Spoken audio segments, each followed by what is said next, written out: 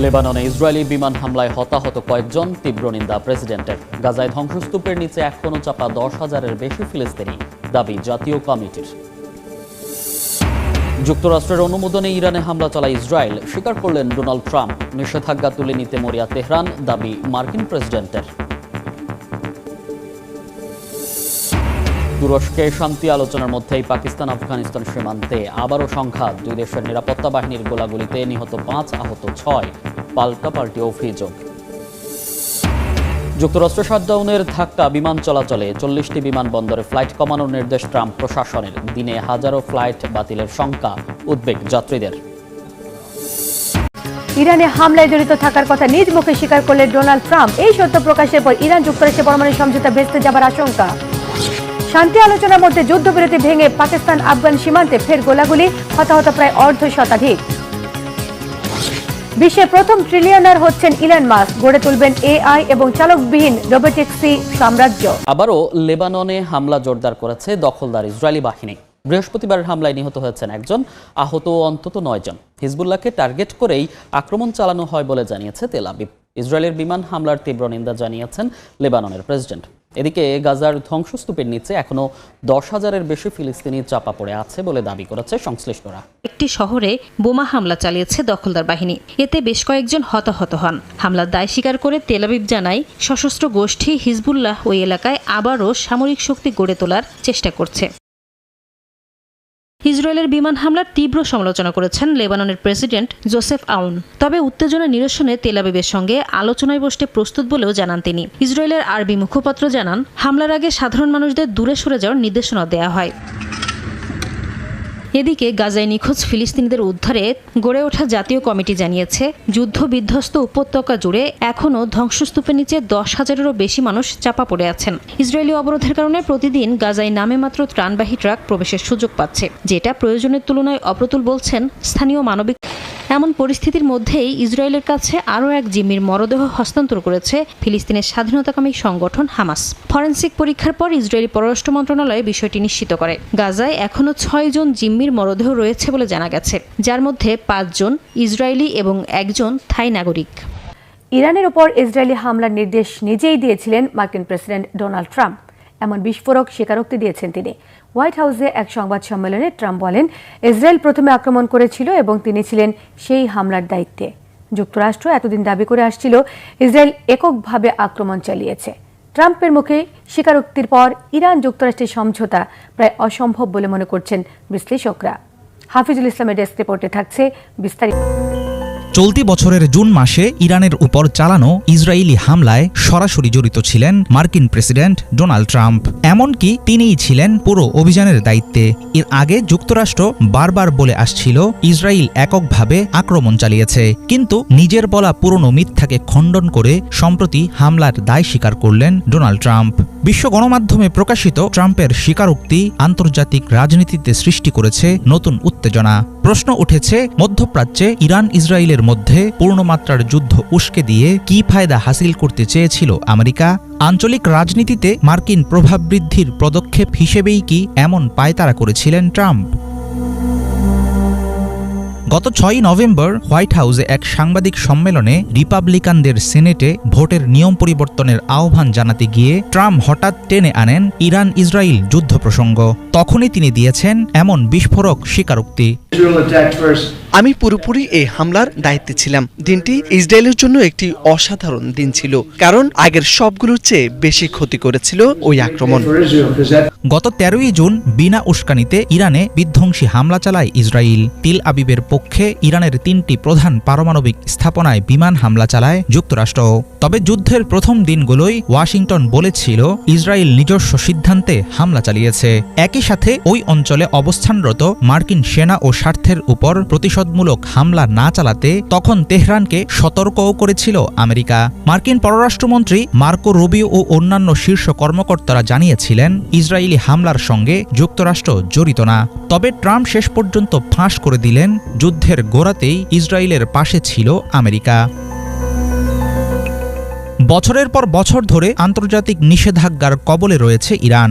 2018 সালে তেহরানের সঙ্গে একটি আন্তর্জাতিক পারমাণবিক চুক্তি থেকে সরে আসে যুক্তরাষ্ট্র। এরপর চালু হয় আরও কঠোর শাস্তিমূলক ব্যবস্থা। জাতিসংঘের সাম্প্রতিক নিষেধাজ্ঞা তেহরানকে আরও বিপদে ফেলেছে। এমন পরিস্থিতিতে ট্রাম্প দাবি করলেন, ইরান তাদের উপর আরোপ করা মার্কিন নিষেধাজ্ঞা তুলে নেওয়ার অনুরোধ জানিয়েছে। ইরান জানতে চেয়েছে মার্কিন নিষেধাজ্ঞাগুলো তুলে নেওয়া যাবে কিনা। ইরানের উপর খুবই কঠিন মার্কিন নিষেধাজ্ঞা আছে, যার কারণে তাদের পক্ষে নিজেদের মতো কাজ করা সত্যি কঠিন হয়ে গেছে। আমি বিষয়টি শুনতে আগ্রহী, দেখি কি হয়। আমি এ ব্যাপারে প্রস্তুত আছি। আমরা কিন্তু সিরিয়ার উপর থেকে নিষেধাজ্ঞা তুলে নিয়েছি। বিশ্বশান্তির দূত হিসেবে সবসময় গর্ব করে আসছেন মার্কিন প্রেসিডেন্ট ডোনাল্ড ট্রাম্প। একের পর এক যুদ্ধ থামানোর কৃতিত্ব নিজের বলে চালিয়ে দেওয়ার ব্যাপারে দেখা গেছে তার ব্যাপক আগ্রহ। সাম্প্রতিক সপ্তাহগুলোতে ওয়াশিংটন তেহরান সমঝোতার জোর গুঞ্জন উঠেছে, কিন্তু ইসরায়েলি হামলার পেছনে ট্রাম্পের দায় স্বীকারের ফলে গভীর অনিশ্চয়তায় পড়বে ইরান যুক্তরাষ্ট্রের মধ্যকার কূটনৈতিক সমঝোতার সম্ভাবনা। ইরানে ইসরায়েলি হামলায় জড়িত থাকার কথা সরাসরি স্বীকার করলেন মার্কিন প্রেসিডেন্ট ডোনাল্ড ট্রাম্প। এর মাধ্যমে তিনি পূর্ববর্তী মার্কিন অবস্থান থেকে সরে এসে বললেন, আক্রমণ একতরফাভাবে নয়, বরং যুক্তরাষ্ট্রের অনুমোদনেই হয়েছিল।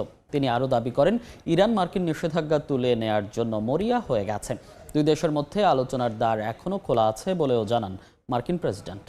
মার্কিন পররাষ্ট্রমন্ত্রী মার্কো রুবিও জানিয়েছিলেন, এই হামলায় জড়িত নয় ওয়াশিংটন। অঞ্চলটিতে মার্কিন বাহিনীকে সুরক্ষা দেয়াই প্রতিরক্ষা বিভাগের সর্বোচ্চ অগ্রাধিকার বলে দাবি করেন তিনি।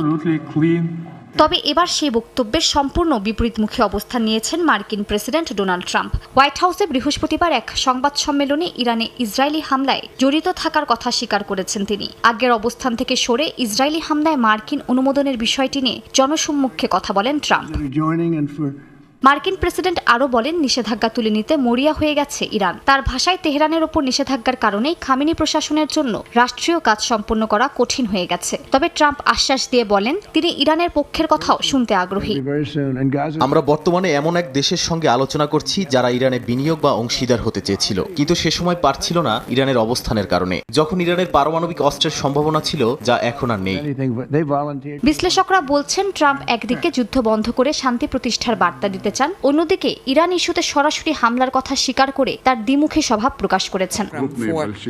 এদিকে ইরানের পররাষ্ট্রমন্ত্রী আব্বাস আরাকচি দাবি করেন, যুক্তরাষ্ট্র ও ইসরায়েলের ধারণা ছিল 2 থেকে 3 দিনের মধ্যেই তেহরান আত্মসমর্পণ করবে, কিন্তু ইরানের ক্ষেপণাস্ত্র ও প্রতিরক্ষা সক্ষমতায় সে পরিকল্পনা ভেস্তে যায়। আরাকচির ভাষায়, যে শত্রু প্রথমে নিঃশর্ত আত্মসমর্পণ চেয়েছিল, 12তম দিনে সেই শত্রুই নিঃশর্ত যুদ্ধবিরতি দাবি করে। বিশ্বের প্রথম ট্রিলিয়নার হতে যাচ্ছেন টেসলার প্রধান নির্বাহী ইলন মাস্ক। শেয়ার হোল্ডারদের ভোটে অনুমোদন পেয়েছেন ইতিহাসে সবচেয়ে বড় কর্পোরেট বেতন প্যাকেজের। এর মধ্যে দিয়ে মাস্কের এআই এবং রোবোটিক্স সাম্রাজ্য গড়ার পথ খুলে গেল নতুন অধ্যায়। ইলন মাস্কের টেসলা এখন শুধু গাড়ি কোম্পানি নয়, এক এআই সুপার সাম্রাজ্য। তিনি জানান, আগামী এপ্রিল থেকে চালকবিহীন রোবোট্যাক্সি সাইবার ক্যাবের উদ্বোধন শুরু হবে। সেই সঙ্গে টেসলা গড়বে নিজস্ব এআই চিপ ফ্যাক্টরি। মুর্শিদ আলমের ডেস্ক রিপোর্ট।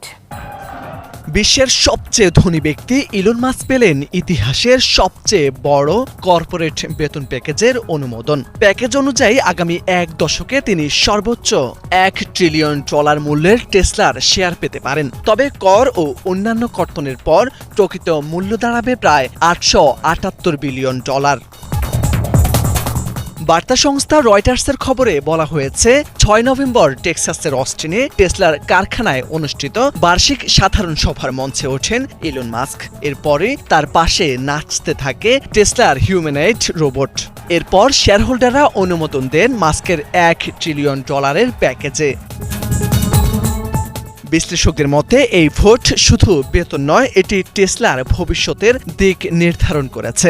কারণ মাস্কের লক্ষ্য এখন শুধু ইলেকট্রনিক গাড়ি নয়, বরং এআই, রোবোটিক্স আর চালকবিহীন পরিবহন নিয়ে গড়া এক নতুন সাম্রাজ্য, যা বদলে দিবে আগামীর বিশ্ব। মাস্কের লক্ষ্য 2 সিটের গাড়ি, যেখানে থাকবে না কোনো স্টিয়ারিং, প্যাডেল, সাইড মিরর। সবকিছু নিয়ন্ত্রণ করবে কৃত্রিম বুদ্ধিমত্তা। যুক্তরাষ্ট্র জুড়ে রোবোটিক্স নেটওয়ার্ক গড়ে তোলা এবং মানবাকৃতির রোবট বিক্রি করাও তার পরিকল্পনা। তবে সম্প্রতি তার ডানপন্থী রাজনৈতিক বক্তব্যের কারণে এবছর টেসলার ব্র্যান্ড ইমেজ কিছুটা ক্ষতিগ্রস্ত হয়েছে। যার কারণে পরিচালনা পর্ষদ আগেই সতর্ক করেছিল এ প্যাকেজ না পেলে মাস্ক কোম্পানি ছেড়ে দিতে পারেন। কিছুটা বিনিয়োগকারী একে অতি ব্যয়বহুল ও অপ্রয়োজনীয় বলেছেন। তবে অনেকেই মনে করেন মাস্ককে ধরে রাখতে এবং কোম্পানির লক্ষ্য পূরণে উৎসাহ দিতে এটি জরুরি ছিল। টেসলার এই প্রস্তাব পাশের পর মাস্ক জানান, এপ্রিল থেকে 2 সিটের স্টিয়ারিংবিহীন রোবোটিক্স সাইবার ক্যাবের উৎপাদন শুরু হবে। শিগগির নতুন প্রজন্মের ইলেকট্রিক স্পোর্টস কার রোডস্টার উন্মোচন করা হবে। আর এপ্রিল থেকেই 2 সিটের স্টিয়ারিংবিহীন রোবোট্যাক্সি সাইবার ক্যাবের উৎপাদন শুরু হবে। টেসলাকে এআই চিপ তৈরির জন্য একটি বিশাল কারখানা গড়তে হবে। আমরা টেসলার ভবিষ্যতের নতুন অধ্যায় নয়, বরং সম্পূর্ণ নতুন সূচনায় প্রবেশ করছি। আগামী দশকে মাস্কের লক্ষ্য 2 কোটি গাড়ি উৎপাদন, 10 লাখ হিউম্যানয়েড রোবট বিক্রি আর অন্তত $400 বিলিয়ন মুনাফা অর্জন। চিপ থেকে রোবট, মাস্কের দুনিয়া এখন আরো বড়, আরো বুদ্ধিমান। টেসলা এখন কেবল ইলেকট্রিক কার নয়, ইলন মাস্ক গড়েছেন এক এআই সুপার সাম্রাজ্য।